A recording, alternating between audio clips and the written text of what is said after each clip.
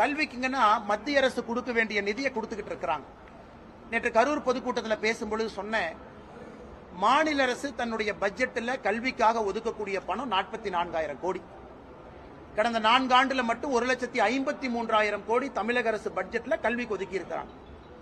மத்திய அரசு கல்விக்கு நிதி கொடுக்கறாங்க, பல காம்பனண்டா வருதுங்கண்ணா. அதுல ஒரே ஒரு காம்பனண்டா சமகிரக சிக்ஷா ஃபண்ட், இது ஒரு காம்பனண்ட்.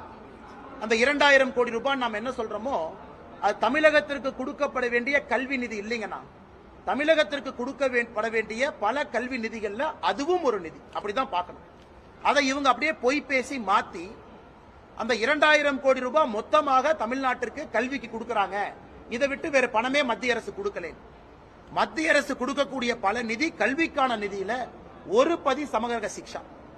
அந்த சமகிரக சிக்ஷா இன்னைக்கு புதிய கல்விக் கொள்கையோடு லிங்க் ஆயிருக்கு. 2024-25 தமிழக அரசு ஏற்கனவே சொன்னது போல மத்திய அரசு கடிதம் எழுதினாங்க. புதிய கல்விக் கொள்கையினுடைய அங்கமாக இருக்கக்கூடிய PM ஸ்ரீ பள்ளிக்கூடத்தை தமிழகத்தில் கொண்டு வருவதற்கு நாங்கள் ஏத்துக்கிறோம், MOU சைன் பண்ற கமிட்டி போட்டிருக்கோம் அப்படின்னு இவங்க தான் சொன்னாங்க. ஆனால் இன்னைக்கு சமகிரக சிக்ஷா ஃபண்ட் இதற்கு முன்பு சர்வ சிக்ஷா அபியானாக இருந்தது. சமகிரக சிக்ஷா எல்லோருக்குமான கல்வியாக மாறி இருக்கிறது. அது அடிப்படையில் கல்விக்கு வர வேண்டிய நிதி வருது. 44,000 கோடி ரூபாய் கல்விக்கு பட்ஜெட் போட்டோம். மத்திய அரசு கொடுக்கிற 2,000 கோடி ரூபாய் ஒரு காம்பனண்ட் இல்லைங்கிறனால எங்களால தமிழகத்தில் கல்வித்துறையை நடத்த முடியவில்லை என்று அமைச்சர் சொல்வது பச்சை பொய். இன்னைக்கு மத்திய அரசின் சார்பாக அமைச்சர் தர்மேந்திர பிரதான் அவர்கள் சில கருத்துக்களை வச்சிருக்கிறாங்க. நீங்க ஒத்துக்கிட்டீங்க, ஏன் ஒத்துக்கிட்டீங்க? நீங்க தான் PM ஸ்ரீ பள்ளி வேண்டும் என்று கேட்டீர்கள், இன்னைக்கு வேண்டான்னு ஏன் சொல்றீங்க? இந்த கருத்துக்களுக்கு பதில் சொல்ல வேண்டிய கடமையும் தமிழக அரசுக்கு இருப்பதாக நான் கருதுகின்றேன். ஆங்கிலத்தால் என்னென்னலாம் செய்ய முடியுமோ அதற்கு இணையாக தமிழாலும் செய்ய முடியும் என்று சொல்லி காட்டியவர் நம்முடைய பேரறிஞர் அண்ணா அவர்கள். தன்னுடைய இலக்கியங்களாக இருந்தாலும் சரி, தமிழ் மொழியே அது நாடகம் சார்ந்தாக இருந்தாலும் சரி, அது திரைக்கதையாக இருந்தாலும் சரி, அது திரைப்படமாக இருந்தாலும் சரி, இதன் மூலம் இந்த பகுத்தறிவு சிந்தனையை மக்களிடம் கொண்டு சேர்ந்தது யாருன்னு பார்த்தீங்கன்னா பேரறிஞர் அண்ணா அவர்கள். அண்ணாட்ட தான் கேட்டாங்களாம், சரி இவ்வளோ சொல்கிறீங்களே, ஜின்னா அவர்கள் வந்து ஆரியரா திராவிடரா அப்படின்னு ஒரு கேள்வி கேட்கப்படுது. அப்போ அவர் சொல்கிறார், திரு ஜின்னா என்று சொன்னால் அவர் திராவிடர், ஸ்ரீமான் ஜின்னா என்று சொன்னால் அவர் ஆரியர். அதாவது டேரெக்டாக அவருக்கு ஆன்சருக்கே வரல. அவர் தமிழில் நீ திருன்னு போடுறா அப்போ தாண்டா நம்ம திராவிடன் அப்படிங்கிறத வந்து சொல்லாமல் சொல்லக்கூடியவராகத்தான் பேரறிஞர் அண்ணா அவர்கள் இருந்திருக்கிறார். இப்படி அந்த தாய்மொழியோடைய அந்த மகத்துவத்தை தொடர்ந்து இன்றைக்கு நாம் கையில் எடுத்து கொண்டிருக்கின்றோம். இங்கே நம்முடைய நிரகுமார் அவர்கள் சொன்னது போல் இது போன்ற ஒவ்வொரு போர்க்களம் தான் ஒரு தளபதியை உருவாக்கும். அப்படி உருவாக்கப்பட்டிருக்கின்ற தளபதியாக நம்முடைய மாண்புமிகு துணை முதலமைச்சர் திரு உதயநிதி ஸ்டாலின் அவர்கள் தெரிந்து கொண்டிருக்கிறார். கருத்துக்களை எடுத்து சொல்கிறோம். நாங்கள் கருத்துக்களை எடுத்து சொல்லும்போது ஆணித்தரமாக எடுத்து சொல்கிறோம். ஆனால் சில நேரம் ஒரு அநாகரிகமான முறையில் வந்து அதற்கான பதிலை சொல்லக்கூடியவர் அவர் இருக்கிறார்கள் என்று சொல்லும் பொழுது நீங்கள் ஒன்றும் பயப்பட தேவையில்லை, நீங்கள் வந்து கோவப்பட தேவையில்லை. ஏன்னா நம்ம சரியான பாதையில் போகிறோங்கிற அர்த்தம். அதனால தான் என்னடா நம்ம எது சொன்னாலும் நம்ம கவுண்ட்ரு கொடுக்குறோம், அவன் கொடுக்குற கவுண்ட்ரு கரெக்டாக இருக்கே, நம்மகிட்ட அந்த தரவே இல்லையே, அவங்க பாட்டு என்ன பிடிச்சி இங்கே தரையவன் போட்டு இங்கே உட்கார வச்சு என்னை கொட்டுன்னு கொட்டுறாங்க எல்லாம் சேர்ந்துக்கிட்டுன்னு ஒரு பயம் வந்துருச்சு. அதனால் தான் என்ன பேசுகிறோன்னே தெரியாமல் பேசிகிட்டு இருக்கிறார். அதான் நம்முடைய மாண்புமிகு துணை முதலமைச்சர் இன்னைக்கு மத்தியானம் பார்க்கும்போது நல்லா பேசுனீங்க, இது அறிவாலயத்துக்கு வந்தாலும் வருவாங்களாம், நீ முதல்ல அண்ணா சிலைக்கு நீ வந்து பாரு அப்படின்னு சொன்னீங்க. ரொம்ப சந்தோஷமாக இருக்குது. எப்படி அந்த லூஸ் அண்ணா சிலைக்கு வந்து ஒரு ஃபோட்டோ எடுத்து போட்டு நான் வந்துட்டேன்னு சொன்னோம். அப்படி வந்தாலும் நீங்கள் சொல்லுங்கள், நீங்கள் அவங்கக்கிட்ட பரவாயில்லப்பா தம்பி நம்ம சொல்கிறதெல்லாம் கேட்குது, அப்படியே அந்த பணத்தை வாங்கிட்டு வா தம்பி அப்படின்னு மட்டும் சொல்லுங்கள் போதும். ஏன்னா அவளால் அண்ணா சிலை வரைக்கும் மட்டும்தான் வந்து ஃபோட்டோ எடுத்து போட முடியும், அவங்களால பணத்தெல்லாம் வாங்கி தர முடியும். ஏன்னா அவங்க நம்மளை வஞ்சிக்க வேண்டும். நான் தனித்து போரிடுறோம், நாங்கள் தனித்து நாங்கள் வந்து போராட்டம் பண்ணோம். நீ தனித்து போராடவில்லை, நீ தனித்து விடப்பட்ட நாள் இன்னைக்கு குரல் கொடுத்துட்ருக்க, உன்னை ஓட விரட்டி அடிச்சிருக்கோம் நாங்கள். அப்படி இன்றைக்கு நமக்கான அந்த பணத்தை தானே கேட்குறோம். என்ன கட்சிக்காக கேட்குறோம், நாங்கள் அறிவாலயம் புதுசாக கட்டுறதுக்காக கேட்குறோம். 43 லட்சம் பிள்ளைகளோட எதிர்காலம் என்பது இந்த 2,152 கோடி ரூபாயில் இருக்கின்றது. இது சம்பந்தமே இல்லாமல் PM ஸ்ரீ அப்படிங்கிற நீ கையெழுத்து போட்டால் தான் நான் அந்த பணம் தருவேன் என்று சொல்லுகிறாய். PM ஸ்ரீ என்பது தரமான கல்வியை தர வேண்டும், அதற்காகத்தான் நாங்கள் சொல்கிறோங்கிற. சரி, தரமான கல்வி தரன்னு சொல்கிறியா, இல்லை வேறு என்னென்ன சரத்துக்கெல்லாம் இருக்குன்றது நீங்கள் போய் அதை போய் பார்த்தீங்கன்னா ஒன்றும் இல்லை, ஒட்டுமொத்தமாக NEP அப்படியே உள்ளே கொண்டு வந்துடுற. ஆக அப்படி NEP நீ கொண்டு வரும்பொழுது எப்படி எங்களால் ஒற்றுக்கொள்ள முடியும்? முதல்ல அந்த NEP ஃப்ரேம் பண்ணிடல, முதல்ல எங்களுக்கு கேட்டியா நீ? என்ன எங்களை யாராச்சும் கூப்பிட்டு இந்த ஸ்டேட்லேருந்து ஒவ்வொரு ரெப்ரஸன்டேஷன் வாங்கப்பா, நம்ம உட்காந்து பேசலாம். கன்கரண்ட் லிஸ்ட் தானே, அது பேர் ஒத்திசைவு பட்டியல் தானே. அது ஒத்திசைவு பட்டியலாம் நீ நானும் உட்காந்து பேசி தீர்க்க வேண்டியதானே. நீ பாட்டு ஒரு எந்த ஒரு எஜுகேஷனலிஸ்ட்டும் இல்லாமல் நீயா ஒரு ஆளுங்க ஒரு குரூப்பை வச்சு போட்டுட்டு இன்னைக்கு NEP-யை நாங்கள் உருவாக்கிட்டோம் என்று நீ சொல்லிக்கிற. அது டிராஃப்ட் டேர்மில் இருக்கும் பொழுதே நம்முடைய மாண்புமிகு தமிழ்நாட்டு முதலமைச்சரை பொறுத்த வரைக்கும் அதற்கு எதிர்ப்பு தெரிவித்தார். இதில் பல கருத்துக்களை நீங்கள் கேட்காமலே நீங்கள் செய்கிறீங்க. ஏன்னா 2016 முத்தமிழர் கலைஞர் சொல்லும் பொழுது இதில் யாருங்க நீங்கள் வந்து எஜுகேஷனிஸ்ட் இருக்காங்க, யாருமே இல்லாமல் நீங்கள் எப்படிங்க இதை ஃப்ரேம் பண்ணுறீங்க என்று கேட்டவர் முத்தமிழர் கலைஞர் அவர்கள். இன்றைக்கி அந்த வழியில் நாம் வந்து நீங்கள் யாரை கேட்டுட்டு இது செஞ்ச அப்படிங்கிறதான் இன்றைக்கி நான் கேட்க நான் விரும்புகிறேன். ஆக இப்படி தான் நினச்சதெல்லாம் ஒன் சைஸ் ஃபிட்ஸ் ஆல் அப்படிங்கிற மாதிரி நான் ஒன்று சொல்லிட்டேன், எல்லாரும் இதை தான் ஏற்றுக்கணும் அப்படிங்கிற போது எப்படி அதை ஏற்றுக்கொள்ள முடியும்? இந்த இருமொழி கொள்கையில் நம்ம எவ்வளோ நம்ம ப்ரூவன் ப்ராடக்ட்ஸ் நம்ம வச்சுக்கோங்க. இன்றைக்கி இருக்க ISRO நாராயணன் சார் முதற்கொண்டு எல்லாமே இருமொழி கொள்கையில் படிச்சுட்டு வந்தவங்க தானே இருக்கிறாங்க. இன்றைக்கி நமக்கு ஒரு அறிவியல் சார்ந்த சமுதாயத்தை உருவாக்கும் தான் நாங்கள் ஆசைப்படுறோம். நாங்கள் நீ ஹிந்தியும்பா, நாளைக்கு சமஸ்கிருதத்தை உள்ளே கொண்டு வருவா, சமஸ்கிருதத்தை உள்ளே கொண்டு வந்துட்டு இந்த 4 மந்திரத்தை நீ படிச்சின்னா நீ 40 மார்க் வாங்க, இந்த 8 மந்திரத்தையும் படிச்சுட்டா நீ 80 மார்க் வாங்கன்னு சொன்னீங்கன்னா இப்படி எந்த அளவுக்கு எங்களை நீங்கள் அடி முட்டாளாக நீ ஆக்க பார்க்கிறாய் என்பதற்காகத்தான், ஏமாந்து விட கூடாது என்பதற்காக தான் சொல்லி இதை நாங்கள் அரசியல் செய்ய வேண்டிய அவசியமே இல்லை. இன்றைக்கி நான் மைக்கில் நான் பேசினா கீழே ஒரு ஆங்கில புத்தகத்தையும் மேலே ஒரு தமிழ் புத்தகத்தையும் தம்பி வச்சிருக்காரு. இதுவே இருமொழி கொள்கைக்கான ஒரு சான்றாகத்தான் நான் பார்க்குறேன். அதை வச்சனால இது உயருது, என்னுடைய குரலை என்னால் எழுப்ப முடியுது, நீங்கள் கேட்க முடியுது கருத்துக்களை. ஆக அப்படி இன்றைக்கு நம்முடைய மொழி என்று வரும்பொழுது நம்முடைய உயிரை விட பெரியது மொழி. இன்றைக்கும் ஒட்டுமொத்த உலகத்திலே ஒரு மொழியை காப்பதற்காக உயிரை நீத்த இனம் எது ஒன்று சொன்னால் தமிழ் இனம் என்று நீங்கள் மறந்துடக்கூடாது.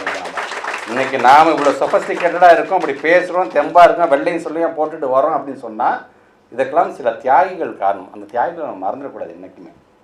நல்லா பாருங்கள், நமக்கு மொழி பிரச்சனை வரும்போது நம்மையும் தான் நாம் மாய்த்து கொண்டோமே தவிர மற்றவங்க யாருமே டிஸ்டர்ப் கூட பண்ணலையே. நம்ம எதிர்ப்பை எப்படி தெரிவிச்சிருக்கோம் பாருங்கள். அந்த உணர்வு என்பது என்றைக்குமே இருக்க வேண்டும். அதனால தான் இங்கே இந்திரகுமார் அவர்கள் சொன்னது போல் அந்த தீ அணைஞ்சிச்சுன்னு நினைக்காத ராஜா, அது இன்னும் எரிஞ்சிக்கிட்டு தான் இருக்குது. எப்போ அது கொழுந்து விட்டு எரிய வேண்டுமோ அப்போ கொழுந்து விட்டு எரிய, அது உன் கையில் தான் இருக்குது, அது உன் கையில் தான் இருக்குது. ஆக இன்றைக்கு அனைவரும் ஒன்று சேர வேண்டிய ஒரு இடத்தில் நாம் அனைவரும் இன்றைக்கி நாம் இருந்துகிட்டு இருக்கோம். ஏன்னா ஒரு காலத்தில் மதத்தின் பெயரால் எல்லாம் ஒன்றுபட்டு இருந்தாங்க, மாநிலத்தின் பெயரால் எல்லாம் ஒன்றுபட்டு இருந்தாங்க, ஒரு இனத்தின் பெயரால் எல்லாம் ஒன்றுபட்டு இருந்தாங்க. அங்கங்கே இப்போ இது நம்ம ஊருப்பா, இது நம்ம மதம்ப்பா, இது நம்ம இனம்ப்பா அப்படிலாம் இருந்தாங்க. ஆனால் அனைவரையும் ஒன்றிணைத்தது எது தெரியுமா? பேரறிஞர் அண்ணா சொன்னது போன்ற மொழியால் அனைவரையும் ஒன்றிணைத்திருக்கின்றோம். அந்த மொழியை வச்சு நம்மளை பிரிக்கணும்னு பார்க்குறாங்க. யூனிட்டி அண்ட் டைவர்சிட்டி தான் நம்ம நேஷனோடைய ஸ்ட்ரென்த்து. ஆனால் அதில் எப்படி அந்த டிவைட் அண்ட் கான்கர் ரூலுங்கிற மாதிரி இவங்களை பிரித்து உள்ள நுழைஞ்சிருண்டா அப்படிங்கிற பார்க்க வேண்டிய ஒரு மிகப்பெரிய ஒரு அஜெண்டாவில் தான் இன்றைக்கி அவங்க வந்து கொண்டிருக்கின்றார்கள். ஆக அதற்கு எதிர்ப்பு தெரிவிக்கின்ற விதத்தில் இது போன்ற அரங்கங்கள் தொடர்ந்து இது போன்ற கருத்தரங்கம் நடைபெற வேண்டும். நான் கூட நம்முடைய தம்பிகள் மேடையில் அமர்ந்திருக்கின்ற தம்பிகளாம் எனக்கு ஒரு ஆசை, எப்படி நம்முடைய மாண்புமிகு தமிழ்நாட்டு முதலமைச்சர் பிறந்தநாள் வரும்போது திருச்சி மாவட்டத்துக்கு அழைத்து சென்று ஒவ்வொருத்தருக்கும் ஒரு தலைப்பை கொடுத்து நீங்கள் பேசுங்க. நீங்கள் முதலமைச்சரை நீங்கள் பாராட்டி பேச வேணாம், கல்வி அமைச்சர் துணை முதலமைச்சரை பாராட்டி எங்களுக்கு அந்த பாராட்டுகள்லாம் வேண்டாம். நாங்களாம் இப்படி இருக்கிறதுக்கு காரணமான நம்முடைய மொழியை பற்றி, ஏன் நாம் இருப்பதற்கு காரணமான மொழியை பற்றி பேசுங்க. அதனால் என்னென்ன இடைஞ்சல் இருக்குது, இன்றைக்கி அதை எப்படி நம்ம எதிர்கொண்டு இருக்கின்றோம் என்பதை பற்றி பேசுங்க. இன்றைக்கும் பாருங்கள், சளைக்காமல் நம்முடைய மாண்புமிகு தமிழ்நாட்டு முதலமைச்சர் எங்களுக்கான பணத்தை தயவு செஞ்சு நீங்கள் கொடுங்க, கூட்டாட்சி தத்துவத்துக்கு வேட்டு வைக்காதீர்கள், எங்களுடைய பணத்தை எங்களுடைய பிள்ளைகளுடைய எதிர்காலத்தை மனசில் வச்சு தயவு செஞ்சு இந்த பணத்தை கொடுங்க என்று தான் இன்றைக்கும் நம்முடைய ஒன்றியத்தினுடைய பிரதமருக்கு நீங்கள் ஒரு கடிதம் எழுதியிருக்கிறார். ஆக எங்களால் முடிந்தவரைக்கும் எல்லாத்தையும் செஞ்சிட்டோம். ஒரு அமைச்சராக இங்கே உட்காந்துட்டு மட்டும் பேசுகிறார். 2-3 முறை டெல்லிக்கு நேரடியாக சொன்னால் அவர் வீட்டில் நின்று அவரை போய் பார்த்துட்டு வந்ததுலேருந்து நாடாளுமன்றத்தை அவருக்காக காத்திருந்து அவரை பார்த்துட்டு வந்து எங்களுடைய கருத்தெல்லாம் சொன்னதுக்கு பிறகும் அவர் மீண்டும் தங்களுடைய சண்டித்தனத்தை இது போன்று காட்டி கொண்டிருக்கிறார்கள். எப்படி நம்ம சுயமரியாதை வந்துட்டு அப்படி நிற்க முடியும்? மாநிலத்துக்கு தமிழுக்கு ஒரு பிரச்சனை என்று சொன்னால், மாநில சுயமரியாதைக்கு ஒரு பிரச்சனை என்று சொன்னால், மாநில உரிமைகளுக்கு ஒரு பிரச்சனை என்று சொன்னால் நம்மளால் எப்படி பார்த்துட்டு சும்மா இருக்கும்? நம்மனா மற்ற வடக்கனா நம்ம இன்றைக்கு நம்மை வளர்த்து ஆளாக்கி இருக்கின்ற தந்தை பெரியார் வந்து பேரறிஞர் அண்ணா முத்தமிழ் இன்றைக்கு அந்த ஒரே உருவில் இருக்கின்ற நம்முடைய மாண்பு தமிழ்நாட்டுடைய முதலமைச்சர் இந்த கருத்துக்களை உள்வாங்குங்க. எதற்காக நம்ம போராடுறோம், எதற்காக நம்ம குரல் கொடுக்குறோம், நம்மளை எப்படியெல்லாம் மாற்றி மடைமாற்றம் செய்ய வேண்டிய வேலையை அவங்க செய்வாங்க அப்படின்னா மனசில் வச்சுக்கோங்க. 90 நாள் நடைப்பயணம் போகிறாங்க கையெழுத்து வாங்குறதுக்கு. அவர் போகிறதே நமக்கான பயணமே அவனுக்கு தெரியாமல் போயிட்டுருக்காரு. அவர் அந்த 90 நாளும் அவர் போயிட்டு வரும்போது அவர் தெரிஞ்சுக்குவார், அடாடா தேவையில்லாமல் நம்ம வந்து தேன் கூட்டில் கையை வச்சுட்டோண்டா அப்படின்னு சொல்லிட்டு மிஸ்டர் கால மெம்பர்ஷிப் சேர்த்தாங்கல்ல, அந்த மாதிரி ஒரு மெம்பர் கொண்டு வருவாங்க. பார்த்தீங்களா எத்தனை பேர் ஆதரவு தெரிவிச்சிருப்பாங்க அப்படிம்பாங்க. வச்சுருக்க டேட்டா எல்லாம் தவறான டேட்டா. அதனால தான் சொன்னேன், தரவுகளோடு நம்ம போராடுறோம். கண்டிப்பாக நம்மை ரசிக்கக்கூடிய அறிவு சார்ந்த சமுதாயத்தை நம்ம உருவாக்கி வச்சுருக்கிறோம். நீங்கள் என்ன டேட்டா கொடுத்தீங்கன்னா அதை தான் பார்க்க போகிறோம். அவங்க பேசுகிறத பத்திரிகை துறை ஊடகத்தில் சார்ந்திருக்க நண்பர்களுக்கு ஒரு மிகப்பெரிய என்டர்டெயின்மெண்ட். அவர்கிட்ட ஒன்று கேட்டுட்டு திருப்பி நம்மகிட்ட ஒன்று கேட்டுட்டு சம்மந்தம் இல்லாமல் பேசுகிறது இன்னைக்கு கூட பார்த்தீங்கன்னா ஒரு கூட்டத்தில் பேசியிருக்காரு, எனக்கு என்ன தகுதி இருக்கிறது என்று அன்பில் மகேஷ் கேட்கிறார். நான் எப்படிப்பட்டு கஷ்டப்பட்டு படித்து வந்தேன் தெரியுமா சார்? நாங்களும் கஷ்டப்பட்டு தான் சார் படித்து வந்தோம். நாங்கள் சும்மாலாம் படித்து வரல சார். ஸ்கூலுக்கு போகும்போது அன்னைக்கும் சட்டை பட்டனை போயிடுச்சுன்னா ஊக்க போட்டுட்டு போய் படித்தவங்க தான் சார் நாங்கள். அன்றைக்கி நாங்கள் தான் எதையும் பார்க்கல சார். படித்தா போதுன்னு தான் சார் வீட்டில் அமுச்சு வச்சாங்க. பையன் நல்லா படிக்கணும்னா தோலை உடிச்சு 2 கண்ணை மட்டும் உடிச்சு வச்சுட்டு போங்க, அட்லீஸ்ட் அந்த கண்ணால்னாச்சும் வச்சு 4 வார்த்தை படிக்கட்டுன்னு அப்படி தாங்க எங்கள் பெற்றவங்க இருந்தாங்க. யாரும் சொஃபஸ்டிகேட்டாக இல்லை, பேர் தான் அன்பிலோட பேரன், பொய்யாமுடைய புள்ள அப்படிங்கலாம். ஆனால் அன்றைக்கும் அந்த கஷ்டத்தோடு தான் நாங்களும் படித்தோம் அப்படிங்கிற நாங்கள் நீங்கள் இந்த மறந்துடக்கூடாது. நீங்கள் சும்மா நீங்கள் உங்களுக்கே செல்ஃப் சிம்பத்தி தேடாது. நீங்கள் எல்லாருமே ஏதோ ஒரு விதத்தில் தியாகம் செய்துவிட்டு கஷ்டப்பட்டு வந்தவங்க அரங்கத்தில் இருக்க எல்லாருமே சொல்கிறேன். நான் எல்லாருமே கஷ்டப்பட்டு வந்ததான். ஆனால் அந்த கஷ்டத்தெல்லாம் தாண்டி நீங்கள் ஒரு இடத்துல நாம் நிற்கிறோம் என்று சொன்னால் நமக்கு முக்கிய காரணமாக நம்ம தாய்மொழியான தாய்மொழி சிந்திக்கக்கூடிய அந்த சிந்தனையை அந்த சக்தி நமக்கு உண்டு. அது குளோபல் லாங்குவேஜில் இங்கிலீஷில் நம்ம பேசுகிற போதும். இது பழகு மொழியும் ஒன்று வேண்டும், நமக்கு தாய்மொழி போதும். இது நமக்கு இது அதை விட்டுட்டு ஓடுற பையனுக்கு காலில் சங்கிலியை கட்டுற மாதிரி வேணாலும் எப்போ பார்த்தாலும் ஓடி கோல்டு மெடல் வாங்கினா அவனுக்கு காலில் சங்கிலியை கட்டி விட்றாங்கிற மாதிரி தேவையில்லாமல் நாங்கள் மொழிபெயர்ப்பாளராங்க நாங்கள் போகிறோம். நாங்கள் ஜெர்மன் படி, கொரியனை படி, இதை படி, அதை படின்னு சொல்லுங்க. போதும் எங்களுக்கு தமிழும் போதும், எங்களுடைய ஆங்கிலமும் போதியா. நிறைய பேரை உருவாக்கிட்டு இருக்கோம். இன்றைக்கி ஒட்டுமொத்தமாக இந்தியா மட்டுமல்ல உலகம் முழுவதும் இன்றைக்கி ப்ரீமியம் இன்ஸ்டியூஷனில் சேர்றவங்க ஒரு காலத்தில் 5 பேர் 10 பேர் சொன்னால் நீங்கள் 600 பேர் என் பிள்ளைங்க போய் படிக்குது அப்படின்னு சொன்னால் ஒரு ஒப்பிட்டு பாருங்கள். நீங்கள் உத்தரப்பிரதேசில் 25,000 அரசு பள்ளியை மூடிட்டு கிட்டத்தட்ட 15,000 தனியார் பள்ளியை கொண்டு வந்து தனியார் பள்ளியில் இப்போ நீங்கள் இந்தியா உள்ளே கொண்டு வரணும். நீங்கள் ஸோ பிளாட்ஃபார்மை எப்படி அவங்க க்ரியேட் பண்ணுறாங்கன்னு பாருங்கள். அந்த பிளாட்ஃபார்மை க்ரியேட் பண்ணாமல் அரணாக இருக்கக்கூடியது எது என்று சொன்னால் முத்துவேல் கருணாநிதி ஸ்டாலினுடைய இந்த ஆட்சியாகத்தான் இருக்கிறது என்பதற்காக நான் சொல்கிறேன். அதனால தான் நம்முடைய மாண்புக்கு துணை முதலமைச்சர் பேசும்போது வேறு கட்சியாக இருந்தாலும் சரி, எதிர்கட்சியாக இருந்தாலும் சரி, தயவுசெய்து இதில் இணைந்து வாருங்கள், எல்லாரும் ஒன்று சேர்ந்து நம்ம குரல் கொடுப்போம்னு சொல்கிறதுக்கு காரணம் என்ன? ஆக அதை உணரக்கூடிய ஒரு கூட்டமாக அவர்களும் இருக்க வேண்டும். பீகாரில் அங்கே படிக்கக்கூடிய அந்த ரேஷியோ பிள்ளைங்க, உத்தரப்பிரதேசில் அங்கேருந்து மைக்ரேட் ஆகி போகிற பிள்ளைங்கள்லாம் ஜாஸ்தி அப்படின்னு சொன்னால் அந்த பிள்ளைங்களும் சேர்த்து தான் சொல்கிறேன். இந்த மேடையில் இருந்துட்டு அந்த மாநிலத்தை சார்ந்திருக்கின்ற அரசாங்கத்துக்கும் சொல்கிறேன், தாய்மொழியை மறந்துடாதீங்க, ஆங்கிலத்தையும் மறந்துடாதீங்க. ஆங்கிலம் தான் நமக்கு வேண்டும். இந்த 2 மட்டும் இருந்தால் போதும். அவர் சொல்கிறார் நம்முடைய மாண்புமிகு அமைச்சர் தர்மேந்திர பிரதான், ஐ am from non Hindi state, why can you accept? Because நாங்களே அக்செப்ட் பண்ணுறோம். உங்கள் ஒரியா என்ன ஆச்சு? உங்கள் ஒரியா மொழி என்ன? ஒரிசாலேருந்து வந்தேன்னு சொன்னது ஒரியா என்ன ஆச்சு? போஜ்பூரி என்ன ஆச்சு? ராஜதானி என்ன ஆச்சு? கிட்டத்தட்ட கணக்கு பார்த்தா 56 மொழிகளை விளங்கிக்கிட்டு இன்றைக்கி நிற்கிது இந்த இந்தி. ஆக அதற்கு நாம் ஆளாகிவிடக்கூடாது. எத்தனை மொழிகளை விழுங்கினாலும் ஒட்டுமொத்தமாக அந்த இந்தியை முழுங்கக்கூடிய ஒரே சக்தி எதுக்குன்னா நம்முடைய தமிழுக்கு மட்டும்தான் உண்டு என்பதற்காக இதை நான் சொல்கின்றேன்.